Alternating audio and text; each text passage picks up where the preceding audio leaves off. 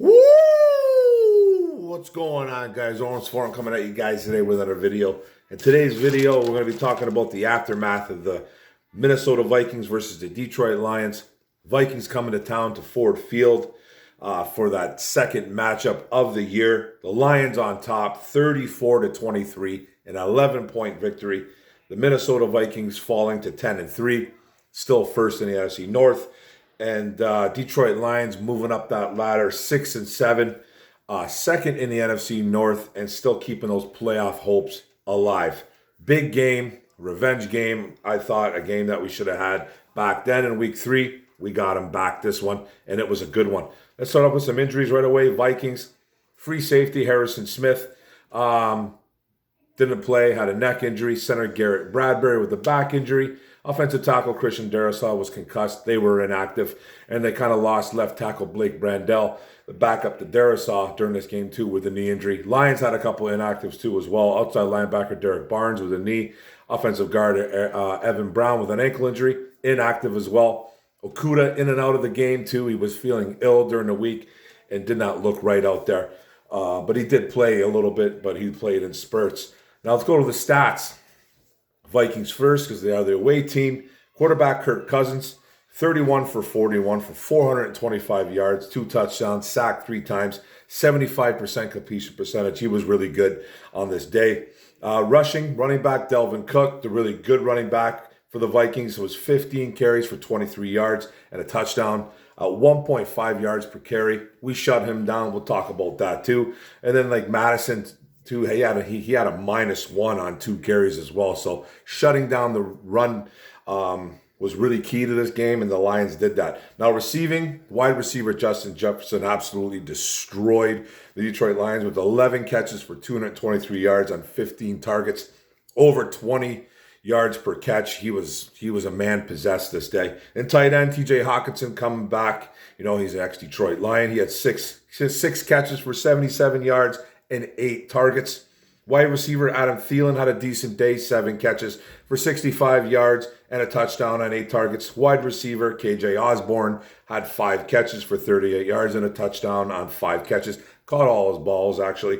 And then, Jalen Reagor, got to put this in. Wide receiver kind of ran his mouth a little bit, saying that he was going to guarantee that they were going to be that they were going to be NFC North champs. He had 0 catches. I think he might have been targeted once. He did have a tackle though on. I believe it was a special team. So, next time, just keep it down. Keep it down, Jalen Reagor. And then on the defense for the Minnesota Vikings, wasn't a lot of things going on, not a lot of playmaking going on, which they do have some playmakers. But defensive tackle Delvin Tomlinson had 9 tackles. Safety Josh Metellus had 9 tackles. Linebacker Jordan Hicks had 8 tackles. And linebacker Eric Kendricks had 9 tackles. No forced fumbles, no picks, no sacks, and absolutely incredible day by the Detroit Lions offense. They kept that defense in check. The defense isn't an overall great defense, but they do have some players over there, but they kept them in check. Nothing really special going on with the Minnesota Vikings D. Now the Lions stats, we'll talk about that. Quarterback Jared Goff was beautiful. 27 for 39. 330 yards, 3 touchdowns, sacked 0 times, 69% completion percentage.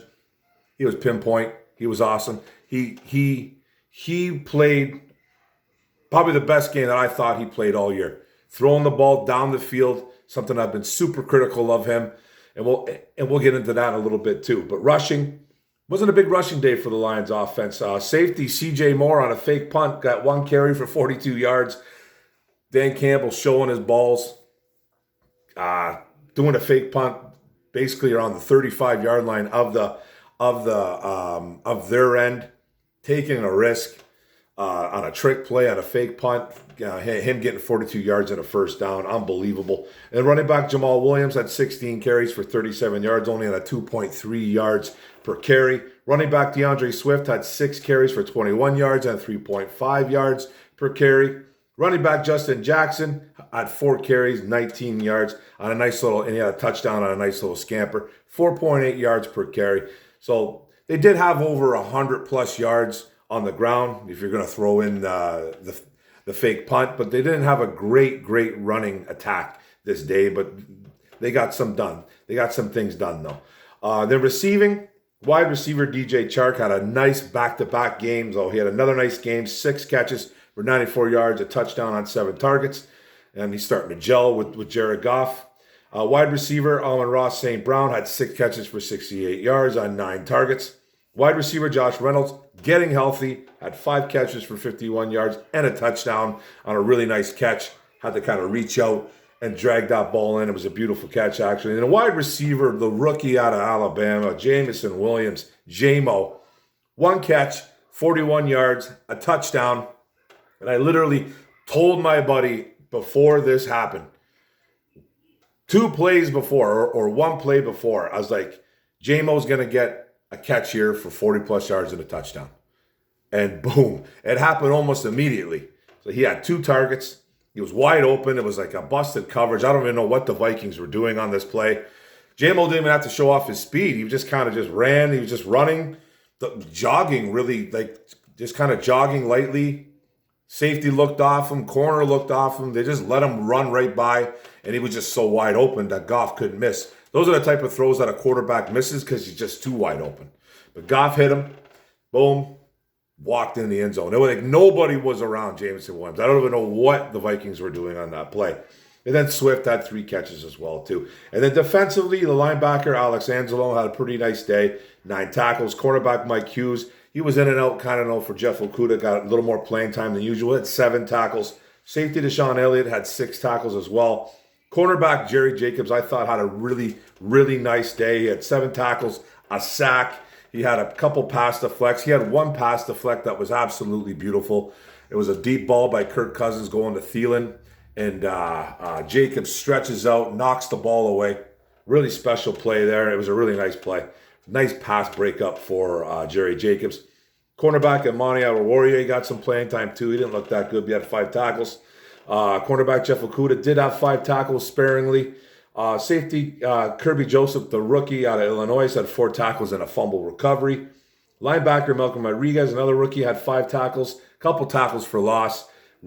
Sniffed out a couple nice running plays by the Minnesota Vikings, and he's just a really good linebacker. He reads offenses really well. He has such good instincts. Defensive end Aiden Hutchinson, the rookie out of Michigan, 2 tackles, had a sack, tackle for loss. He was all over the place. He was working those offensive tackles all day. Didn't have a crazy amount of tackles, but he made those guys work. Got another sack, 7 on the year. Just doing his thing, man. Getting better week to week. Defensive tackle Isaiah Buggs had a tackle, a sack, a forced fumble, a really big forced fumble. It looked like the Minnesota Vikings were going to go in for a touchdown, and he literally popped the ball out of Dalvin Cook's hands. Really nice play, and then Kirby Joseph picked it up. I think it was Kirk Cousins and somebody else who tackled Kirby. He could have ran for more, but he got caught. And then outside linebacker James Houston, the rookie out of Jackson State, 6th-round pick, by the way, a tackle and another sack. This kid's all over the field, man. This kid is special pass rusher, man. You know, he's being kind of used sparingly. It looks like right now getting used more and more and more as we see the games continuing, and he's getting to the quarterback. If he's not sacking the quarterback, he's pressuring the quarterback. So he's doing big things. 4 sacks for this kid already, man. Special. Then right tackle Penei Sewell. Right tackle Penei Sewell, and I forgot to say that he did have a catch. He had 1 catch. I wrote that down in the wrong spot, but he did have a catch. A huge 3rd down conversion into a 1st down. Sealed it eventually. They ran the ball a couple more times. Badgley kicks a big field goal. We go up by 11 points. But it was a huge catch. The big man on a motion kind of rolled out to the flats. Nobody even seen this coming. The 49ers use this play a lot not a lot, but they've used it with Trent Williams over the years. And it's usually a running play. But they just release Sewell out into the flats. Goff kind of made a little errant throw. It wasn't a very good throw. Sewell had to go up and kind of get it. You know what I mean? He made the catch and pretty much jumped for the 1st down. He dove. It was just a beautiful, beautiful play call by Ben Johnson. He's drawing up special plays. His mind is constantly going, and this was a special play. Like I said earlier, expect Ben Johnson to at least be getting calls during the offseason. Not saying he's going to leave for sure in 2023. I still do think he sticks around, but he's going to be getting calls. He's going to be getting calls for this guy because this guy is a hell of a play caller, man. He's doing hell of a job with this offense. Now let's talk the Lions-O versus the Vikings defense. Goff was special, man. Goff went off, man. Goff went off. I like it. And then, he threw a couple beautiful deep balls. Something I've been critical of him through the whole season. It seems like it's taken a while to start getting this down. He had one earlier in the year with Chark to get a touchdown to kind of cut the lead in that Philadelphia game. And you kind of really didn't see too much of it. There was injuries, there was this, there was that. We can make up all kinds of excuses all we want. But the last couple of games, Goff has been throwing the ball deep, and he's been connecting. And it's something that I, been super critical of him. I won't apologize for anything I say about Jared Goff because, I still think there's some things I want him to be better at, but he's playing great football, man. He's playing great football, and he had I thought it was his best game. I thought he played his best game yesterday. I really do because the deep shots were there. His confidence, he was throwing balls. He was throwing balls at wide receivers before they were turning it around. The chemistry looks like it's there with, obviously, Amon-Ra. Reynolds, he's got the familiarity with Reynolds. He was just making nice throws. Just making really, really nice throws. Chark, everything was kind of anticipated. It was like anticipated throws. I love it. Goff had a great day. And then over 100 plus on the ground again. Nice, really nice offensive work by Ben Johnson and this whole offense. Chark's on fire. Like I said, 2 games in a row now. You love to see, man. We paid a little bit of money for him, $10 million, $6 million of it guaranteed, the rest kind of in bonuses. And Chark has played really well the last couple of weeks. He is healthy. And then Reynolds, too, healthy as well. We've seen it a little bit last week with a few catches. This week he gets it again with 5 catches for 50-something yards and a score. Love to see it. And then they handled Zadarius Smith and Danielle Hunter. The two bookend defensive ends that I was really scared of coming into this football game. Decker had a nice game. Sewell had a nice game. There was a few pressures. Don't get me wrong, man. An offensive line is not going to be perfect, but they handled that pass rush over there, and they handled those two monsters, and it was really nice to see. Now let's talk the Lions defense versus that Vikings-O. Hutch and Houston, they have arrived. Okay, they've arrived. They have arrived, and we've already been seeing it. 1 sack each. The kids are getting it done. Brad Holmes, boom, Rodriguez, throw them all in there. Isaiah Buggs had a really nice day. Actually got a game ball, too, from Dan Campbell. He had a really huge day, man, a couple tackles. He had 1 tackle, a sack, a forced fumble, causing some chaos in there. Nice day for the big man. It was really good to see. And then, like I said, the youngsters are making plays. Kirby Joseph, Duncan Rodriguez, Jerry Jacobs, a second-year guy, Houston, Hutch. The list goes on and on and on. Brad Holmes, boom, you're the man. And then they shut down the run, man. They shut down the run. Delvin Cook, 22 yards rushing. 23, sorry. But a touchdown. He juked the hell out of Deshaun Elliott. But that was a hell of a run, man. There's not too many guys who are going to make that stop. But they held him to a 1.5 yards per carry. That's what we want to see from this defense. Yeah, we're giving up a ton of yards, and we'll talk about that right now. They struggled in the pass defense, okay? Struggled. Justin Jefferson killed us. He remembered what happened week 3, where he had 14 yards. He had over 223 yards, set a franchise record for the Minnesota Vikings, beating Randy Moss. So this kid's special. He's special, and I knew he was going to kind of go off.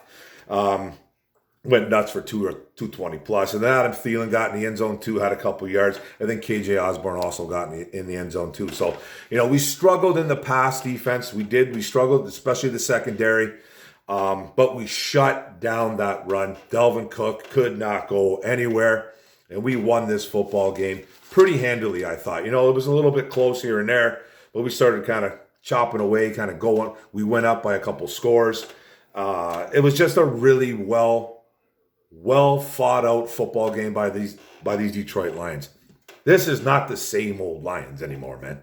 You know what I mean? This is not the same old Lions. This was a 10-2 team coming to Ford Field, a team that we've been having hard times beating. And we beat them. And I thought we beat them pretty handily. You know what I mean? It was a really hard fought game by this Lions. Didn't make too many mistakes. It was a little bit sloppy at the beginning. We had 4 or 5 penalties almost at the beginning of that first half, first quarter, second quarter. And then we kind of, we got better as the game on. It wasn't clean. If you listen to Dan Campbell talk in the celebration, he was like, wasn't a clean game, boys. Wasn't a clean game, but we controlled the game. And that's exactly what they did. They controlled that football game. I thought going into more into that second quarter, cleaned it up a little bit, got really better in the second half, and started not I'm going to say running away with it, but played really good football to keep these Lions' hopes alive. So it was a great game by the offense, a great game by the defense minus the pass defense. That needs work. We need to get better here. And the draft will be coming. We will be drafting some secondary guys. It's just too obvious, man. We got to get a couple more playmakers on this defense, and things are going to looking good. But it was a hell of a football game, I thought, by these Lions. We won 34-23. Detroit Lions winning the last 5 out of 6. Kaboom, love it. Next up, we go to New York, back to MetLife. New York Jets are on the menu. Another huge game. Every week we say, hey man, this is Dan Campbell's biggest game. Now this is his biggest game of the year.